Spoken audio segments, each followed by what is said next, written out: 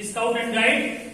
आखिर किसी भी संस्था का निर्माण बिना किसी कारण से नहीं किया भाई, बिना कारण कोई संस्था नहीं बनी। लॉर्ड वेंट पावेल ने क्यों इस संस्था को बनाया, इसके पीछे क्या कारण था? 1907 में जब इस संस्था का निर्माण हुआ स्काउट गाइड का, तो क्या इसकी आवश्यकता थी? इंग्लैंड में लॉर्ड वेंट पावेल ने 1907 में इंग्लैंड से इस संस्था की शुरुआत किया और मात्र 20 बच्चों को लेकर के इस संस्था की उन्होंने शुरुआत किया। कितने बच्चों को लेके? 20। स्काउटिंग हमारे और आपकी उम्र के लिए नहीं, स्काउटिंग हमारे और आपकी उम्र के लिए नहीं, स्काउटिंग बच्चों के लिए। जब इसका निर्माण हुआ तो मुख्य उम्र इसलिए थी कि स्काउटिंग 10+17 माइनस, ठीक, यानी इस उम्र के बालक बालिकाओं के लिए उद्देश्य क्या था? हम नारा में बोलते हैं ना, हम सुधरेंगे। कहने के लिए बहुत छोटा शब्द है कि हम सुधरें, लेकिन ये बात अपने ऊपर लागू करना ये बहुत कठिन बात है। हमारे समाज में परंपरा बनी हुई है, हम सामने वाले के अंदर 1000 बुराई देखते हैं, अपने अंदर एक बुराई नहीं देख पाते। उसका कारण यह है कि हम अपने अधिकार की तो बात करते हैं, लेकिन कर्तव्य की बात हम नहीं करते। हमको हमारे पिता से क्या चाहिए, माता से क्या चाहिए, भाई से क्या चाहिए, विद्यालय पहुंचते हैं गुरुजन से क्या चाहिए, सरकार से क्या चाहिए, ठीक है, हम सबसे अपेक्षा करते हैं क्योंकि वो हमारा अधिकार है। हमको उनसे ये चीज चाहिए। हम दुखी हैं गवर्नमेंट से, हम दुखी हैं विद्यालय की व्यवस्था से, हम दुखी हैं माता पिता से, हम दुखी हैं समाज से, लेकिन हमसे भी तो कोई दुखी है। वही बात की सामने वाला भी तो हमसे कुछ अपेक्षा रखता होगा। लेकिन हम जब कर्तव्य की बात आती है कि हमारा क्या उत्तरदायित्व है माता पिता के प्रति, विद्यालय के प्रति, समाज के प्रति, देश के प्रति, तो उस बैलेंस को हम तब भूल जाते हैं। लॉर्ड वेंट पावेल ने उसी बात को याद करने के लिए इस बात का स्लोगन दिया कि हम सुधरेंगे जग सुधरेंगे। उन्होंने कहा किसी को कहने की कोई जरूरत नहीं। ऐसा होता होगा समाज में, आपने देखा होगा कि आपके गांव में मोहल्ले में कुछ ऐसे व्यक्ति होंगे, आप कहते हैं बेचारे बहुत ही निहायत सीधे, इनको कोई 2 शब्द गाली भी दे दे तो किसी को पलट के जवाब नहीं देते। उसी समाज में आपने देखा होगा कि मोल के झगड़ा दूसरे लोग खरीदते। बात आपसे हो रही है, मेरा तुक्का बात हो, हमको बताओ ऐसे कैसे कही जाए, ऐसे कैसे हो सके सर? मतलब ऐसे भी लोग समाज में हैं। तो लॉर्ड वेंट पावेल ने जब इस संस्था का निर्माण किया तो उसके पीछे इंग्लैंड में कौन सी घटना घटी जिसके कारण 10 से 17 साल के बच्चों को जागरूक करने के लिए कि हम सुधरेंगे जग सुधरेगा, हम बदलेंगे, युग बदलेंगे, इस बात को लेकर के वेंट पावेल ने क्यों शुरू किया? 1907 इस समय हम क्या थे? इस समय हम गुलाम थे। किसके? वही इंग्लैंड के अंग्रेजों को, इंग्लैंड के वही अंग्रेजों के हम क्या थे? गुलाम थे। हमको आजादी कितने साल के संघर्ष के बाद मिली? हमने अंग्रेजों के विरुद्ध कई साल तक संघर्ष किया? 200 साल से ज्यादा उन्होंने हमारे ऊपर शासन किया है। हमने उनसे लड़ाई कई साल तक लड़ा। ये अंग्रेजों भारत छोड़ो,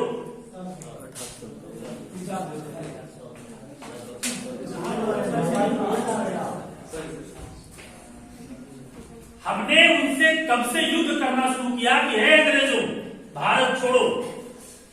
कई साल तक लड़े? 90 साल, राइट। 1857 में पहली क्रांति हुई। कब हुई? 1857 में। आजादी हमको कब मिली? 1947 में। 90 साल हमने अंग्रेजों से लड़ा, तब जाके उन्होंने इस देश को छोड़ा। और 90 साल में मित्रों हमने 1, 2, 4 लोगों को नहीं खोया। इतिहास के पन्नों पर तो 4-10 नाम ही हमको पढ़ने सुनने को मिलते हैं। चंद्रशेखर, भगत सिंह, सुखदेव, राजगुरु, बिस्मिल्लाह खां, यही नाम मिलते हैं ना। लेकिन ऐसा कोई जिला नहीं था, ऐसी कोई तहसील नहीं थी जहां से 10, 20, 50 लोग शहीद न हुए।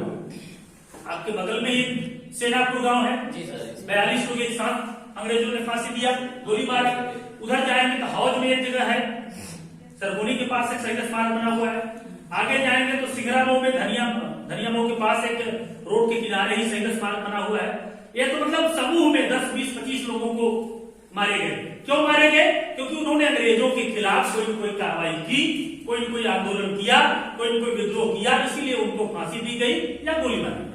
ऐसे छुटपुट तमाम जिले में ऐसे लोग हैं, एक दो करके। ये 4-6 घटनाएं जो मैं बता रहा हूं, ये बड़ी संख्या में है, जहां 20 लोग, 25 लोग, 40 लोग को एक साथ फांसी दी गई या एक साथ गोली से मारा गया। हमने 90 साल तक अंग्रेजों से संघर्ष किया, तब जाकर के हमको इस देश की आजादी मिली। अब कारण क्या था? उस समय इंग्लैंड जो इतना शक्तिशाली था, इतना ताकतवर था, वो एक साथ 7 देश पर उसमें हुकूमत कर रहा था। भारत, अफ्रीका, केन्या, ये 3-4 बड़े देश थे, उसके बाद छोटे छोटे राज्य देश उसके अगल बगल में थे। 7 देश पर हुकूमत कर रहा था। आज स्थिति यह है, कोई अपना देश नहीं संभाल पा रहा। इतना संसाधन, इतनी व्यवस्था होने के बावजूद भी आम नागरिक कुछ से तो दुखी, चाहे अच्छी सड़क भले हो, चाहे उसको राशन मिल रहा हो, चाहे उसको खाने की व्यवस्था हो, लेकिन हर आदमी किसी न किसी कारणवश परेशान है। इतनी व्यवस्था होने के बाद तो आज से 100-150 साल पहले और समस्या रही होगी। तो उस समस्याओं से मैं समझिए कि इंग्लैंड 7 देश पर हुकूमत कर रहा था, यानी उसकी शासन सत्ता सोचिए कि कितनी तगड़ी थी। जिसकी शासन सत्ता इतनी तगड़ी थी, उसको अपने यहां के युवाओं को जागरूक करने के लिए स्काउट जैसी संस्था का निर्माण करना। कारण क्या था? उस समय मित्रों इतनी जनसंख्या नहीं थी, इतने लोग नहीं थे। जो जनसंख्या थी उसमें से भी सभी लोग सेना में सिपाही बनना नहीं चाहते थे। आप सिपाही बनना चाहते हैं, भेंट करते, आपका उद्देश्य है कि हम शिक्षक बनेंगे, चाहे माध्यमिक बने, चाहे डिग्री कॉलेज से बने, एमएड करने के बाद, लेकिन आपका उद्देश्य दूसरा, आपका उस सिपाही बनने का उद्देश्य इस समय नहीं। ऐसे ही मैं बता रहा हूं, उस समय जितनी जनसंख्या थी उसमें से भी सभी लोग सिपाही बनना नहीं चाहते, और इंग्लैंड को सिपाहियों की आवश्यकता ज्यादा थी। उसको सिपाहियों की आवश्यकता क्यों ज्यादा थी? क्योंकि जहां जहां वो हुकूमत करते थे वहां अंग्रेज सिपाही रहते थे, तो इसलिए उसको ज्यादा संख्या में सिपाही चाहिए। लेकिन जितनी जनसंख्या थी उसमें से सब लोग विकल्प उतना नहीं। तो वहां की सरकार ने एक जियो लागू कर दिया कि आप किसी भी सरकारी नौकरी में जाने से पहले आपको 5 साल तक सेना में सेवा देना पड़ेगा। आज भी बहुत से देशों में गवर्नमेंट जॉब अप्लाई अगर करना चाहते हैं तो आज भी बहुत से देशों में है, कहीं 18 महीने है, कहीं 24 महीने है, कहीं 36 महीने है। आपको पुलिस प्रशासन या आर्मी किसी एक ऐसे मूवमेंट में आपको सेवा देना पड़ेगा देश के प्रति, तभी आप सरकारी नौकरी के अधिकार हैं। आज भी बहुत से देशों में है। उस समय इंग्लैंड ने अपने यहां यह सर्कुलर लागू कर दिया कि किसी भी गवर्नमेंट जॉब की अप्लाई के पहले आपको 5 साल तक सेना में सिपाही या पुलिस में कुछ न कुछ सेवा देना पड़ेगा। तो कुछ संख्या में इजाफा हुआ, कुछ संख्या में इजाफा हुआ, लेकिन उतने से भी इंग्लैंड का काम चलना नहीं चल पाता। तो किसी ने वहां की सरकार को सुझाव दिया कि ऐसा करिए कि इंग्लैंड का हर वो लड़का जिस दिन 17 साल का हो जाए, इंग्लैंड में जो पैदा हुआ है, जिस दिन वो 17 साल का हो जाए, वो चाहे और चाहे न चाहे इससे कोई मतलब नहीं है, उसका मेडिकल टेस्ट कराइए, अगर स्वस्थ है, सही है, तो देश के लिए 5 साल तक सेना में सेवा। अब यानी एक प्रकार से हो गया जबरदस्ती। इंग्लैंड ने अपने यहां के सभी युवाओं को जिस दिन वो 17 साल पूरे हो जाते थे, उनका तुरंत मेडिकल कराता था और 1 महीने 2 महीने की ट्रेनिंग के बाद उनको 5 साल के लिए भेज देता था। यहीं से व्यवस्था उसकी बिगड़नी भी शुरू हुई। जब इंग्लैंड ने जबरदस्ती अपने यहां के सभी बालकों को सिपाही बनने पर मजबूर किया, तो वहीं से इंग्लैंड का युवा बिगड़ना शुरू। बिगड़ने का कारण क्या था मित्रों? मैं सिर्फ 100 पे आपको उदाहरण दे रहा हूं। मान लीजिए 100 की टुकड़ी, यानी 117 साल के बालकों की नियुक्ति हुई और वह 100 की एक टुकड़ी भारत चली। उस समय इतनी आने जाने की व्यवस्था अच्छी नहीं थी। जो सेना एक बार यहां आती थी या अफ्रीका एक बार जाती थी, वो अपना कार्यकाल 5 साल का पूरा करने के बाद ही वो सेना वापस जाती। आज भी आप देखते होंगे हमारे आपके परिवार में गांव में कोई विदेश कमाता होगा, तो जितनी जल्दी बंबई, दिल्ली, कलकत्ता से आता होगा, विदेश से नहीं आता। जबकि आज इतनी संसाधन है, वो चाहे तो दिन भर में जा सकता है और आ सकता है। लेकिन उस समय हवाई जहाज की यात्रा नहीं थी, समुद्री रास्ते के सहारे ही सेना जाती थी, कई महीनों लग जाता था उसको पहुंचने में। और फिर वो 5 साल का कार्यकाल खत्म करने के बाद वो 100 की टुकड़ी फिर क्या करती थी, जैसे आपने एनएसएस किया होगा, एनसीसी किया होगा, हो सकता है, या जो भी बटालियन आती है ना, तो 100 की टुकड़ी ना आती, जैसे बीएसपी की बटालियन जो आती है उनके 60, 50, 100 की टुकड़ी होती। मान लीजिए मैं आपको सिर्फ मैंने कहा 100 की उदाहरण आपको दिया, 100 की टुकड़ी इंग्लैंड से भारत आ गई। जब वो भारत आ गए तो 100 एक जगह नहीं रहते। जैसे आज सरकार ने हमको सुरक्षा के सबसे छोटी ब्रांच क्या बनाई गई, पुलिस। पुलिस में सबसे छोटी ब्रांच क्या है, रहने की चौकी। पुलिस की सबसे छोटी ब्रांच जो क्या है, जहां हमको उपलब्ध होंगे, क्या है, पुलिस चौकी। वहां एक एसआई होता है और जैसा वो इलाका होता है उस इलाके के अनुसार वहां 2, 4, 6 कांस्टेबल रहते हैं। छुटपुट घटनाएं हमारी चौकी से निपट जाती है। अगर चौकी से नहीं निपटी तो आगे बढ़ा देता है कहां, थाने पर। थाने में नहीं निपटा तो आगे कोतवाली बढ़ा, कोतवाली नहीं बढ़ा तो एसपी ऑफिस बढ़ा देता है। वहां तक नहीं हुआ तो आगे कोर्ट है, वहां आदमी लड़ेगा, अपना देखेगा जो होगा जैसे भी। यानी चौकी सबसे छोटी ब्रांच हमारी आपकी सुरक्षा के लिए सरकार ने जगह जगह चौकी खोल के रखा। जैसे आज मित्रों पुलिस चौकी है, ऐसे पहले अंग्रेजों की छावनी हुआ करती थी, आपने सुना होगा बड़े बुजुर्गों क्या कहते थे, यहाँ अंग्रेजों की छावनी थी। या छावनी का मतलब वहां भी वैसे ही व्यवस्था, 4-4, 10 सिपाही वहां क्या करते थे, रहते थे। कहां, छावनी में। अंग्रेज सिपाही 4-4, 10 छावनी पर रहते थे।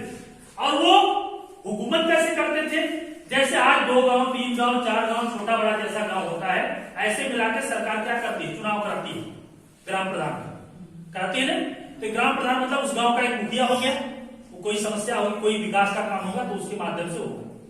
ऐसे उस समय अंग्रेजों ने 2 गांव, 4 गांव, 10 गांव मिला करके, जैसे छोटा बड़ा गांव होता था, एक जो है जमींदार नियुक्त किया। वह जमींदार सबको खेत लीज पर दे देता था किसानों को। वहीं से जमींदार के यहाँ पूरे तरह की वसूली होती थी। जमींदार वसूली गांव से कर करके वो छावनी पर पहुंचाता था।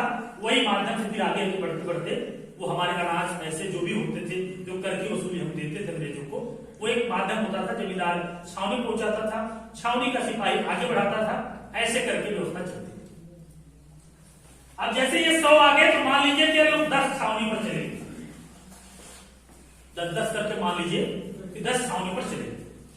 अब 1857 से काम जब शुरू हो गई थी तो ये सिपाही जो छावनी पर रहते थे, वो जब गांव में कहीं निकलते थे हुकूमत करने के लिए, तो जो हमारे क्रांतिकारी साथी होते थे, जब भी इनको मौके से कहीं पाते थे तो मार देते। उन्हीं के मारने के एवज में इन सबको ये फांसी हुई।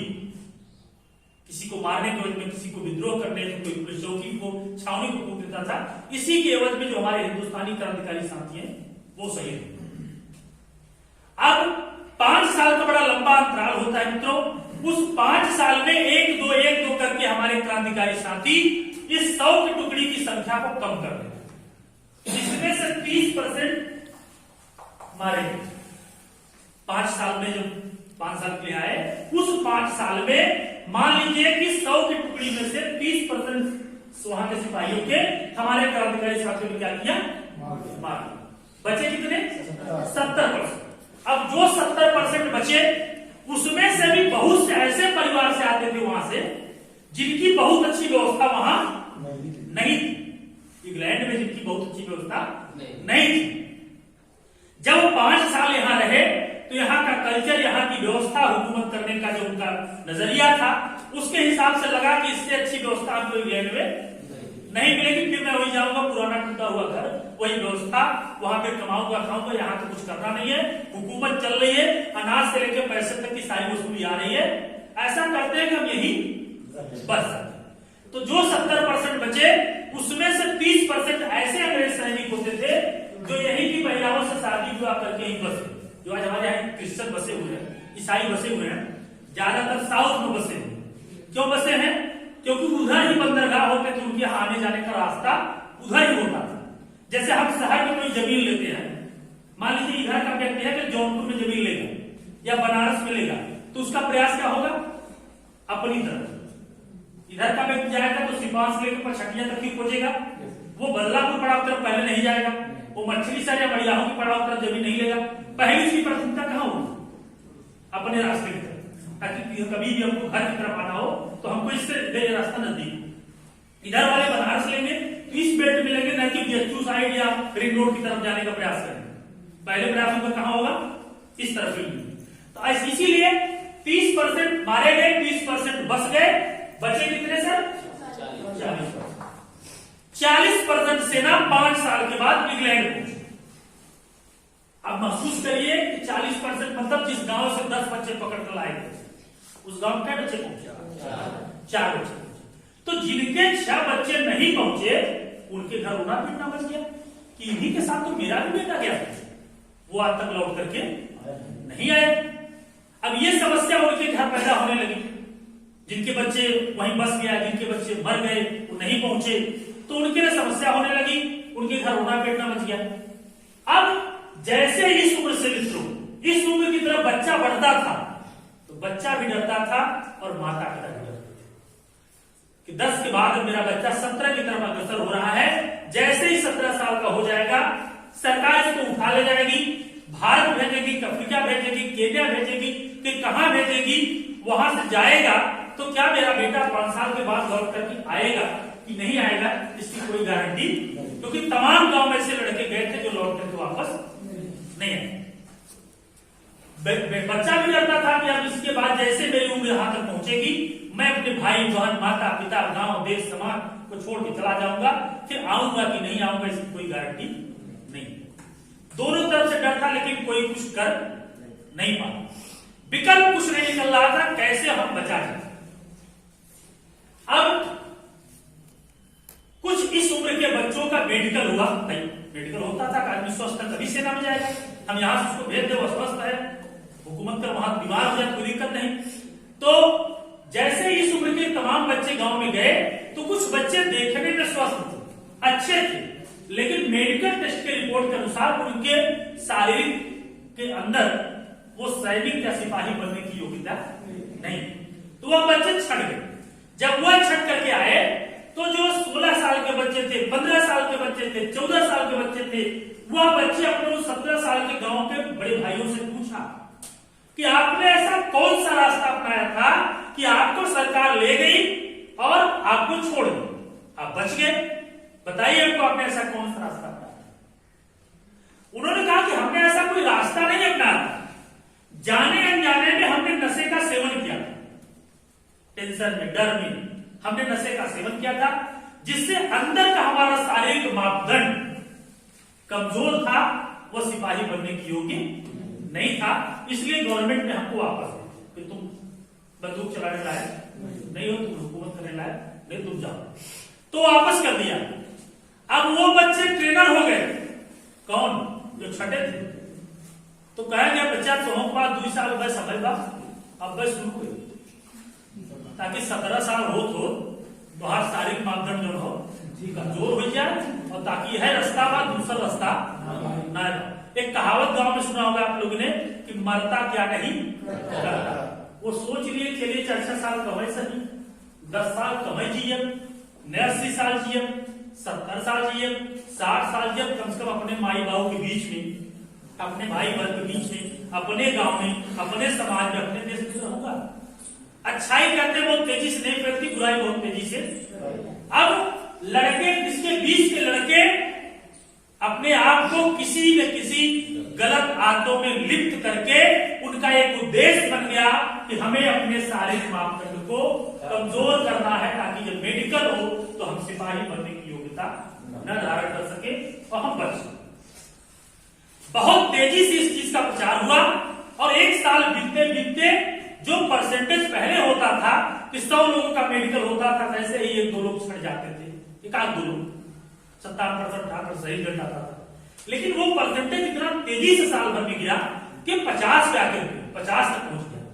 जब 50 तक पहुंच गया तो मेडिकल में रिपोर्ट आ रही है कि ये 17 साल, 14 साल, 15 साल का बच्चा अल्कोहल का सेवन क्यों कर रहा है, नशे का सेवन क्यों कर रहा है, गलत आदतों क्यों अपने आप को लिप्त कर रहा है, परिवार वाले इसको रोक नहीं रहे हैं। सरकार के पैरों तले जमीन मित्रों के सपना शुरू हुआ।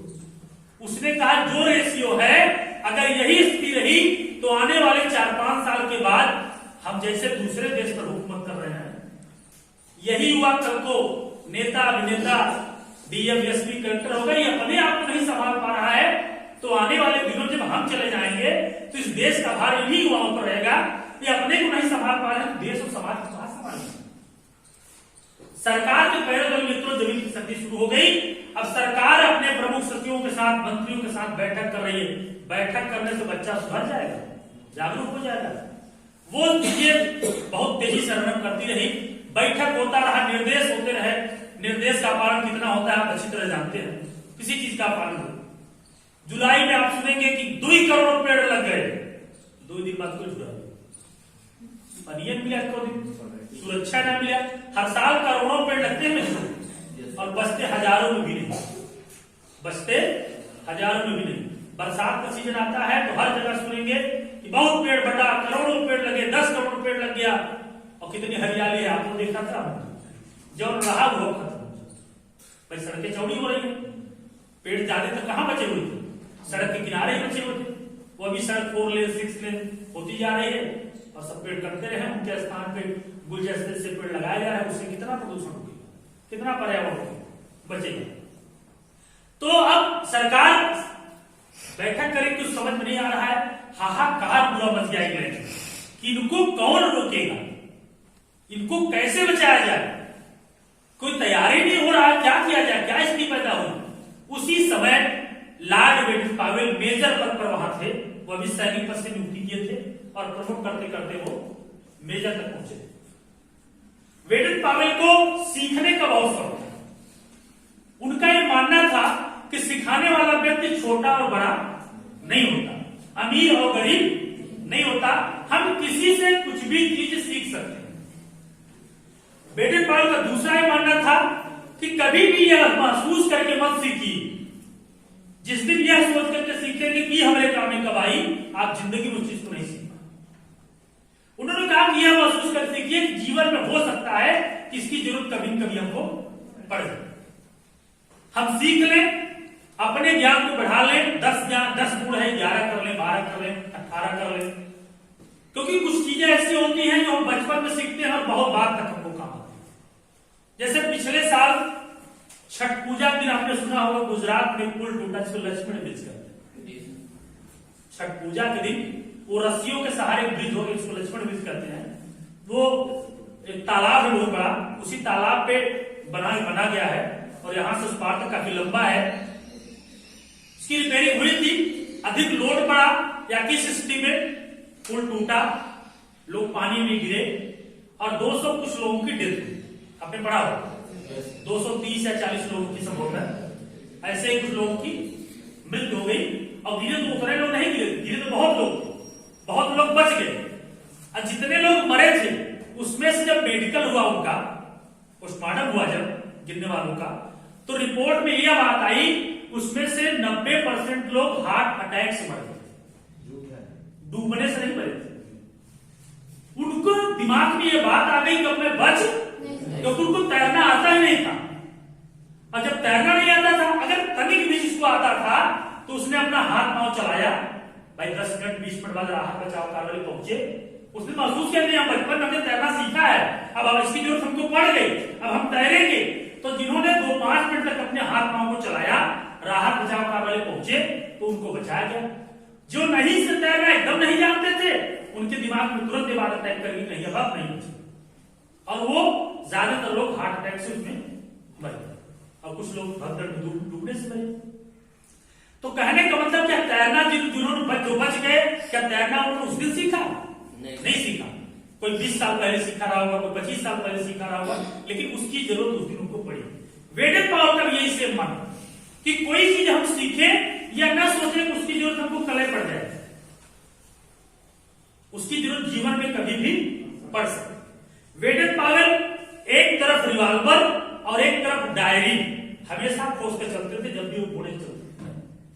भी वो घोड़े चलते थे, बताते हैं स्काउटिंग फॉर बॉयज उन्होंने एक पुस्तक लिखी, उसमें बताया कि पीछे हमेशा डायरी और आगे हमेशा पिस्टल, वो खोज के चलते थे। डायरी इसलिए खोज के चलते थे, वो सोचते थे चल रहा हूं कहीं, अगर कुछ नई चीज हमको सीखने को मिली, कुछ नई चीज हमको सीखने को मिली, तो हो सकता है जैसे हम तुरंत आपसे कोई चीज पूछे कि भाई साहब ये आपने जो किया, ये कैसे किया, तो हो सकता है कि आप बता दें, हो सकता है वो चीज मुझे 1 साल बाद 2 साल बाद भूल जाए।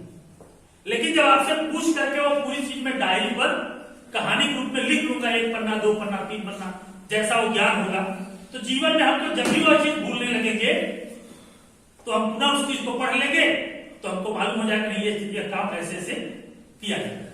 उन्होंने अपनी डायरी में 196 घटना भारत में आए हुकूमत करने के लिए, बिहार में बक्सर जिले में उनकी पोस्टिंग थी, यहाँ हुकूमत चल रही थी, तो अभी जब सिपाही हुए थे तो यहाँ आए थे बिहार हिंदुस्तान, उन्होंने हुकूमत में भी उनकी भूमिका रही, तो आए थे, उसमें पोस्टिंग उनकी हुई थी, आए तो बक्सर जिले में थे। बहुत सी चीजें भारत से लेके गए, जैसे सांस्कृतिक कार्यक्रम जो करते हैं आप लोग, कैंप फायर, यह चीजें बहुत सी चीजें उन्होंने भारत से भी सीख करके उसमें डायरी में लिखा।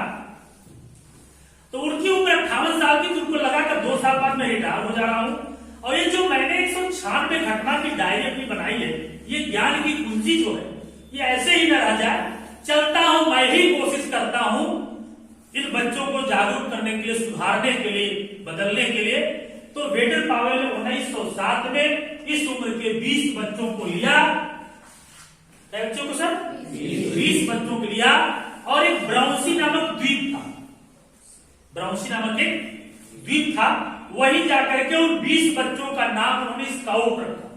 क्या नाम रखा? कहा कि आपका नाम क्या है? स्काउट। और 7 दिन का, जैसे 5 दिन का आपका कैंप लगा है, ऐसे उन्होंने 7 डेज का एक कैंप लगा, शिविर लगा उस ब्राउंसी नामक द्वीप। उन 20 बच्चों को जागरूक करना शुरू किया, और मुख्य उद्देश्य क्या था जागरूक करना? उनको ही जागरूक करना। भाई वही जागरूक होंगे तब समाज को जागरूक करेंगे। इसीलिए उन्होंने कहा कि हम सुधरेंगे, हम दूसरे को सुधारने की पहले कोशिश न करें। हो सकता है कि हमको अच्छा देख करके कोई अच्छा बनने का प्रयास करे।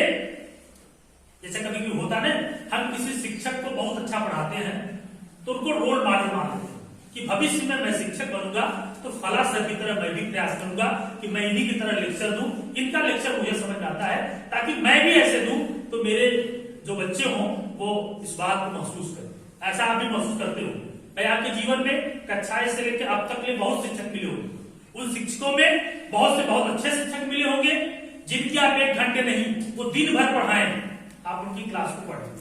बहुत से ऐसे लोग मिले होंगे कि 40 मिनट में 4-5 बार झपकी लगी, यह भगवान जल्दी से निकल जाते ना,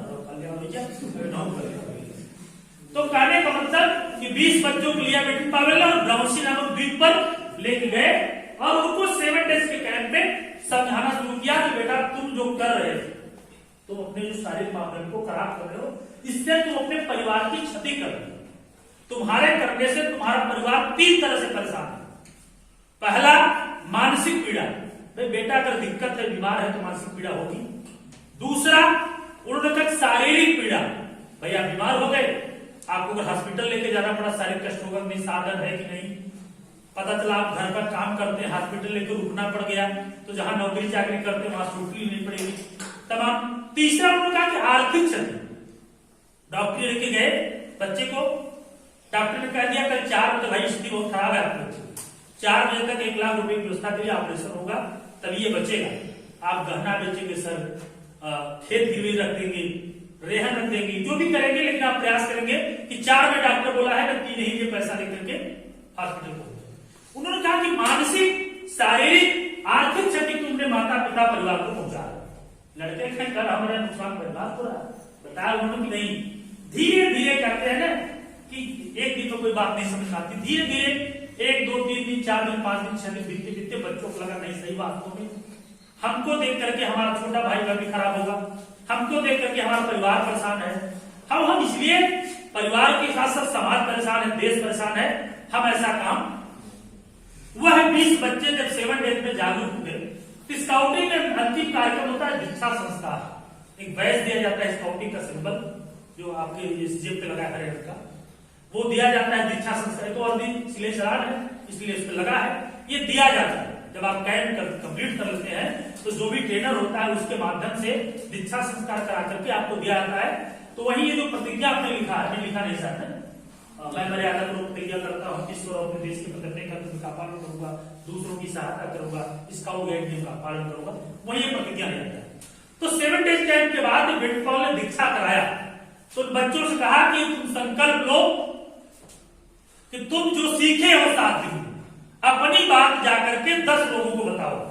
चैन से अपनी बात जाकर के 10 लोग बताओगे, क्योंकि मैं तो जा नहीं सकता, लेकिन तुम क्लास से लेके गांव तक ज्यादातर जो तुम्हारे मित्र होंगे आपके 1 साल बड़े होंगे या 1 साल छोटे होंगे या तुम्हारे उम्र के होंगे। भाई आदमी उसी के साथ उठता बैठता है ना, क्लास से लेकर के गांव तक। जो मित्र होते हैं आपसे बहुत होगा 1-2 साल के छोटे होंगे या 1-2 साल के बड़े होंगे। तो कहा बेटे वाले अपनी बात जो तुमने सीखा है, लागू किया है, वो जाके उन बच्चों को बताओ, अपने साथियों को, इस उम्र के जो बच्चे हैं तुम्हारे साथ क्लास में रहते हैं, घर पे रहते हैं, उनको भी बदलो, प्रयास करो। बेटे पॉल ने कहा कि बहुत बड़ी समस्या आएगी। क्या कहे, जैसे ही तुम अपनी बात 10 लोगों को कहोगे 60% लोग तुरंत विरोध करेंगे, तुरंत ऑन स्पॉट 6 लोग तुरंत तुम्हारे विरोधी निकलेंगे। कि समाज बहुत विद्वान होता है, समाज से ज्यादा विद्वान कोई नहीं है। जैसे कोई अच्छी बात बताएगा, और खास करके जितनी उम्र आपकी है उतने उम्र के बच्चों को अगर वही क्लास के बच्चों को समझाना शुरू कर दिए, आउटडेटेड। हमारे साथ में पढ़ा था ना, तो ज्यादा विद्वान हो गया, तुरंत 60% नीचे निकल गए। ठीक, 60% विरोधी निकले, नहीं देश और समाज की चिंता था। तो कहें 60% तुरंत जो तुम कहोगे उसका तुरंत रिएक्शन करेंगे कि ये बात हम नहीं मानते, ज्यादा तो विद्वान अपने आप को मानते। कहें लेकिन उसी समाज में 20% ऐसे होते हैं जो कहते हैं ना, अरे यार जो कहा सका बतिया सुन ले, करम न करम उसका अपने ऊपर। हाँ भैया तो क्या कहा जाता, चल बता भैया तो क्या कहा जाता, समाज देश के बारे में क्या कहा, चल भाई तो बताओ। तो कहानी लागू नहीं करेंगे, कहानी ये सपोर्ट करेंगे। अच्छा जब तुम है चाहते हैं तो हर वाली तो कहा 20% हो गया, 8 निकल गया 10 में, बच्चे कैसे हो 2। तो कहा ना 2 में तुमको ये ध्यान देना है कि तुम्हारी बात ज्यादा कम किया करना। जैसे हो सकता है आप लोग बहुत लोग कोचिंग या ट्यूशन पढ़ाते होंगे या पढ़ाए होंगे, तो आजकल कोचिंग में 2 प्रकार के बच्चे आते हैं। कौन? एक तो पढ़ने वाला तो पक्का, दूसरा बता दीजिए आप लोग। बताइए बताइए सर। अरे कौन पार्क का कोचिंग सेंटर जो हम मजा ले, मुझे बताओ। दूसरा बच्चा बताइए, पढ़ने वाला बताइए। एक तो पढ़ने वाला है भाई तो पक्का, दूसरा है वो परिवार का सम्मान बचा रहा। कौन है? परिवार की इज्जत बचा रहा। वो पढ़े नहीं कि नहीं। तमाम ऐसे घर के बच्चे हैं जिनके गार्जियन को सुनना पड़ता है समाज से, अरे यार तो हाथ लड़का खुद ही से लेके बजरंग निकल कर झूठा घूमा था, कल सवेरे संध्या का नाम लिखा है अगर कोचिंग में को रुपया रख के कहा कर बराबर कम से कम पढ़ा कर। तो तमाम गार्जियन ऐसे समाज उन्हें कुछ न करे बात है जो पढ़ तो क्या कुल साधन उपलब्ध कराए। अब तमाम ऐसे गार्जियन हैं कि अपने मोटरसाइकिल से बैठा ले जाए तो कोचिंग के लिए तो समझा सके छोड़ो भैया के अंदर जो पढ़े चाहे कि हम मैं क्यों कुछ न कहे भाई बस कि कुल रुपया रख के का करो तो जेके जबरी खेल की भेजेगा वो पढ़ी नहीं। बेटे पॉल ने कहा कि जो एक बच्चा है तो उसको मिल करके 7 दिन के बजाय 14 दिन लग जाए। मैं मेजर था, मिलिट्री का आदमी था, 30 साल मैंने सेवा किया था, फिर भी मुझे तुमको बदलने में 7 दिन लगे। तुमको 14 दिन लग जाए भले, लेकिन एक तो तुम बदल दो। बच्चे बड़े निराश हुए कि 10 दिन कहानी बेटे पॉल शुरू करें, लिया अपने एक को खत्म करें। क्या बेटा बेटा बच्चे का सर एक बदलने से क्या होगा? बेटा एक तो जिस दिन बदलोगे तुम्हारी संख्या 20 से 40 हो जाएगी, दोगुना तुम हो जाओ। इतने हो तुम 20 हो ना, तुम 40 हो जाओगे, फिर 40 मिलकर एक को बदलना 80 हो जाओगे। इस क्रम से बेटे पॉल का कारवां मित्र चलना शुरू हो। कोचिंग की तरह स्काउट एक संस्था उन्होंने बनाई और धीरे धीरे धीरे धीरे समाज के लोग जुड़ते चले गए और यह संख्या 1 साल पहुंचते पहुंचते जो 20 की संख्या वेडन पावर की थी, वो कई हजार बच्चे उस संस्था के मेंबर हो गए, उस संस्था से जुड़ गए, जिनकी जो समाज के लिए भाई एक आदमी ने 1857 में क्रांति शुरू किया था, करोड़ों लोग निकले नहीं उसके पीछे, किसी एक ने मेहनत किया, किसी एक ने मेहनत किया। 1857 में 1 लाख लोगों ने नहीं किया था, सिर्फ एक व्यक्ति ने किया था, लेकिन समय आया, 1 साल लगा, 2 साल लगा, 90 साल लगा, लेकिन उसके पीछे करोड़ों खड़े देश को आजाद। ऐसे ही वेडन पावर ने उस 20 बच्चों को लेकर शुरू किया और 1 साल बीतते बीतते कई हजार की संख्या जो स्काउट की जुड़ गई। वहां सरकार का बैठक चला था कि कैसे जागरूक किया जाए, कौन जियो लागू किया जाए, कौन सर्कुलर बनाया जाए।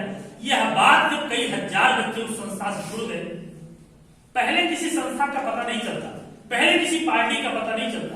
जब उस पार्टी का ग्रोथ, उस संस्था का ग्रोथ बढ़ता है तो ऑटोमेटिक लोग उसकी डिमांड, उसको अपनी तरफ जोड़ना शुरू करते हैं। तो उसी प्रकार वेडन पावर का कारना काफी बड़ा हो गया, तो यह बात किसी मंत्री सांसद के माध्यम से सरकार के कान तक पहुंची कि कोई वेडन पावर नाम का एक व्यक्ति है, उसने स्काउट जैसी एक संस्था शुरू किया है और उस संस्था से लोग बहुत तेजी से जागरूक हो रहा है और युवा अपने आप को साथ बदल रहा है। वहां का शासक उस समय 1907 में एडवर्ड सप्तम था। एडवर्ड सप्तम ने 1908 में तो वेडन पावर ने 20 बच्चों को लेकर शुरू किया था। 1908 में एडवर्ड सप्तम ने वेडन पावर को बुलवाया, कहा कि मैंने आपकी संस्था के बारे में बहुत कुछ सुना है और मैं जानता हूं कि आपकी संस्था से युवा जुड़ रहा है, अपने आप को बदल रहा है, देश के प्रति, समाज के प्रति सोच रहा है। बताइए कि मैं आपकी क्या मदद कर दूं। मैं चाहता हूं कि जो आप चीज सिखा रहे हैं, जो बता रहे हैं, ये पूरा इंग्लैंड का युवा सीखे और उसमें जागरूक हो। तो वेडन पावर ने कहा कुछ आपको नहीं करना, एक काम खाली करना है कि इस उम्र के बच्चे कौन 10 प्लस, इस उम्र के बच्चे जिस भी कक्षा में पढ़ते हैं वह स्काउट की शिक्षा अनिवार्य कर दीजिए, उनको कंपल्सरी कर दीजिए कि इस उम्र के बच्चे जिस भी कक्षा में पढ़ते हैं उनको 7 डेज शिविर में प्रतिभाग करना अनिवार्य कर दीजिए। और हाँ, वेडन पावर ने कहा, और सुनिए एडवर्ड सप्तम जी, ये मत समझिए कि एक ही कैंप में इंग्लैंड का सारा युवा जागरूक हो जाएगा, सारा युवा बदल जाएगा, सारा युवा सुधर जाएगा, ऐसा संभव नहीं। उन्होंने कहा कि रोग जितना पुराना होता है उससे अधिक उसको ठीक होने लगता है, उससे अधिक उसको ठीक होने लगता है। अगर 1 साल का आपके अंदर कोई रोग है, पेट का, किसी भी चीज का, तो आप ये मत समझिए कि 2 खुराक की दवा को ठीक हो जाएगा। 2 खुराक में आराम हो जाएगा, लेकिन वो जड़ से निकलेगा नहीं। कभी कोई होता है किसकी लंबी दवा चलेगी, भाई साहब आपको ज्यादा समझता है। तो ऐसे में कहा कि एक कैंप में मैं जाऊंगा तो कुछ बच्चे जागरूक होंगे, फिर उसको देखते देखते कुछ लोग जागरूक होंगे, फिर 1 बार, 2 बार, 3 बार, 4 बार, ऐसे ऐसे करके धीरे धीरे धीरे धीरे जैसे देखी देखा बिगड़े हैं वैसे ही देखी देखा के जरिए सुधरेंगे, जागरूक। एडवर्ड सप्तम ने कहा कि आप अकेले जाएंगे क्या स्कूल में। वेडन पावर ने कहा मुझे अकेले जाने की जरूरत नहीं, मेरे पास एक बहुत बड़ी टीम है, वो टीम जाएगी पूरा इंग्लैंड में, हर जगह जाकर के वो जागरूक करेंगे, हम अकेले काम करेंगे। तो एडवर्ड सप्तम ने 1908 में सरकार द्वारा स्काउट संस्था को मान्यता दी। इसलिए आपको सर्च करेंगे तो कहीं कहीं 1908 ध्यान दें। तो 1908 में जब वेडन पावर को इस संस्था की मान्यता मिल गई, वेडन पावर ने विद्यालय में इस चीज की ट्रेनिंग देना शुरू किया, 7 डेज का शिविर लगाया, बच्चों को जागरूक किया। तो प्रचार प्रसार के लिए वेडन पावर ने कहा कि इसकी रैलियां करानी चाहिए ताकि लोग देखें, जुड़े। तो 1909 में क्रिस्टल पैलेस एक इंग्लैंड में स्थान है, वहां पर स्काउट की रैली चल रही। यह संस्था पहले सिर्फ लड़कों के लिए, क्योंकि बिगड़ कौन रहे थे, लड़के, आर्मी उनको बनना था, इसलिए जबरदस्ती उनके साथ हो रही थी, वो अपने सारे माध्यम खराब कर रहे थे, इसलिए यह संस्था सिर्फ लड़कों के लिए, लड़कियों के लिए संस्था नहीं। 1909 की जो स्काउट की रैली हुई, उस रैली में कुछ लड़कियां भी स्काउट के जैसे हम लोग ड्रेस पहने हैं, कुछ लड़कियां भी स्काउट का ड्रेस पहन के उस रैली में आ गई। एडवर्ड सप्तम ने जब देखा कि लड़कियां इसमें कैसे आ गई, उन्होंने लड़कियों को बुलाया, आप कैसे, तो लड़कियों ने कहा कि अगर ये बॉयज स्काउट है तो हम गर्ल स्काउट, अगर ये बॉयज स्काउट है तो हम क्या हैं, कहाँ का इंसाफ है? क्या हम समाज से बाहर रहते हैं? क्या हम देश में नहीं रहते हैं? हमारे विद्यालय में आप लोग जाते हैं, हम लोग कहते हैं कि आप लोग जाइए 7 दिन के लिए घर, इनको 7 दिन हम अलग चीज सिखाएंगे। क्या हम लोग उस चीज को नहीं सीख सकते? हम भी तो सीखेंगे तो हम भी तो लोगों को जाकर के जागरूक कर सकते हैं, हम भी तो लोगों को जाकर के बता सकते हैं। ये कहाँ का नियम है? उसी क्लास के आधे बच्चों को किसी चीज की शिक्षा दी जाए और आधे लोगों को उसकी शिक्षा न दी। ये बात बेटे पाओ बहुत झटका लगा, उनको एक सीख मिली, एक प्रेरणा मिली। उनका ठीक बेटा मैं इसके विकल्प सोचता हूं। तो जब रैली खत्म हुई तो उन्होंने अपने जो समिति थी उसकी बैठक बुलाई। उन्होंने कहा कि इसमें लड़कियां भी सीखना चाहती, लड़कियां भी लोगों को जागरूक करना चाहती, लड़कियां भी लोगों को बताना चाहती, इनके लिए भी कोई संस्था बनाई है। लोग कहा ठीक है बनाइए सर। तो लोग कहा इनका नाम क्या रखा जाए? तो किसी ने उनको सुझाव दिया कि इनका नाम गाइड रखें। गाइड का मतलब होता है पथ प्रदर्शक, मार्गदर्शक, जो आगे का रास्ता दिखाए। भाई हम कहीं घूमने जाते हैं, नहीं कुछ मिलता, अगर हम वहां की इलाके की जानकारी नहीं होता तो किसको पकड़ते हैं? गाइड। वो हमको बताता है कि हाँ ये चीज थी। हमारी परीक्षाएं नजदीक आती हैं तो हम क्या लेते हैं? गाइड लेते हैं, गाइडेड रूप में ना उसको लेते हैं। वो हमको मार्गदर्शन करती है कि आने वाले दिनों में हमको परीक्षाओं में कैसे प्रश्न आएंगे ताकि हम पढ़ेंगे। तो उन्होंने कहा कि क्योंकि ये दूसरों को जागरूक करेगी, दूसरे को बताएगी, इसलिए इनका नाम क्या रखा जाए? गाइड। 1910 में बेडन पावेल ने एक और संस्था बनाई जिसका नाम उन्होंने गर्ल गाइड संस्था रखा। बॉयज स्काउट पहले बनाया था, फिर गर्ल गाइड संस्था। तब से स्काउट गाइड संस्था रन करना शुरू हुई। हमारे देश में 1909 में ही स्काउटिंग आ गई। क्यों आ गई? क्योंकि अंग्रेज यहां हुकूमत करता था, उसके साथ स्काउटिंग आ गई। लेकिन अंग्रेजों ने हिंदुस्तानी बच्चों को सीखने से मना कर दिया। उस समय भाई हुकूमत कर रहे थे, उनको लगा कि अगर यह भी जागरूक हो जाएंगे तो ज्यादा क्रांतिकारी पैदा होगा। भाई अगर देश के प्रति हम इनको ऊर्जा देंगे, बताएंगे कि तुमको देश के प्रति, समाज के प्रति सोचना चाहिए, तो जो क्रांति चला देते और आग लगी है क्रांति, तो हमको और ही खदेड़ेंगे। तो उन्होंने कहा सिर्फ अंग्रेज के बच्चे या एंग्लो इंडियन, वह अंग्रेज जो यहाँ की महिलाओं से शादी विवाह किए थे, या तो सिर्फ उनके बच्चे या तो एकदम अंग्रेज थे उनके बच्चे ही चीज को सीखेंगे, हिंदुस्तानी बच्चे इस चीज को नहीं सीखेंगे, इसकी ट्रेनिंग को नहीं। 5-6 साल बीता तो हमारे यहाँ उस समय के जो समाज सुधारक थे, Pandit Shri Ram Vajpayee, doctor Harinath Kunzru, Pandit Madan Mohan Malviya, Annie Besant, ये सब जो हमारे उस समय के समाज सुधारक थे, उनको लगा कि भले अंग्रेजों के द्वारा बनाई गई चीज, अगर हम देश के प्रति, समाज के प्रति अपने बच्चों को जागरूक करें तो संस्था गलत नहीं है। हमें भी अपने बच्चों को इसकी ट्रेनिंग देनी चाहिए। तो पंडित श्री राम वाजपेयी और डॉक्टर हरिनाथ कुंजरू ने मिलकर पहला ओपन दल शाहजहांपुर में, एक स्वतंत्र, जैसे बेडन पावेल ने पहले शुरू किया था कोचिंग की तरह, वैसे उन्होंने भी शुरू किया। और फिर जगह जगह करके लोग, तमाम हमारे समाज सुधारक एक छोटा छोटा ग्रुप बना करके अपने बच्चों को जागरूक करना शुरू कर दिया। 1947 में जब हमारा देश आजाद हुआ तब भी हम पूर्ण रूप से आजाद नहीं हुए। तो आजादी हमको मिली, लेकिन नियम कानून किसके थे? उन्हीं के थे, सारी चीजें उन्हीं की थी। लेकिन 26 जनवरी 1950 को जब हमारा अपना संविधान लागू हो गया, हमारे अपने नियम कानून लागू हो गए, तो 30 सितंबर 1950 को हमारे यहां भी शैक्षणिक संस्थानों में स्काउटिंग गाइडिंग की ट्रेनिंग अनिवार्य कर दी। आप बचपन से अब तक जब भी फीस देते हैं उसमें 1 रुपये 8 आना 4 आना आपने स्काउटिंग की फीस भी दिया है। हर स्कूल में, हर इंटर कॉलेज, माध्यमिक, डिग्री कॉलेज, हर जगह एक स्काउट गाइड का फंड है, उसमें वो पैसा पड़ा है। उसमें से कुछ पैसा विश्वविद्यालय में जाता है, कुछ पैसा इंस्टीट्यूट में जाता है, कुछ पैसा विद्यालय में रहता है, ताकि प्रशिक्षक को बुलाकर उसकी ट्रेनिंग कराई जाए, उसकी व्यवस्था की जाए। कुछ महाविद्यालय, इंटर कॉलेज, डिग्री कॉलेज कराते हैं, कुछ लोग नहीं कराते। लेकिन जीवन में आपने शुरू से जब तक भी कोई फीस जमा किया है उसमें 2 रुपए, 4 रुपए, 5 रुपए स्काउटिंग की फीस भी आपने जमा की है। कुछ कॉलेज कराते हैं, कुछ कॉलेज नहीं कराते।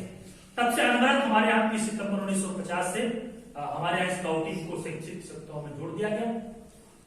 अब क्या है, कुछ चीजों में कंपलसरी है कि नहीं, कराना ही है, चाहे जैसे बीएड, डीएलएड, तमाम ऐसी संस्थानों में है, उनको अटेंड कराना है तब से।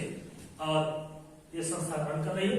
हमें लगता है कि हमने जो अपनी बात बताई आपको न्यू भाई पहले न्यू जानकारी होनी चाहिए कि आखिर ये संस्था शुरू कहां से हुई, कब तक चली, किसने शुरू किया, क्यों किया। हमें लगता है कि मेरी बात आपके समझ में सही होगी। इसके लिए बहुत बहुत आपको धन्यवाद।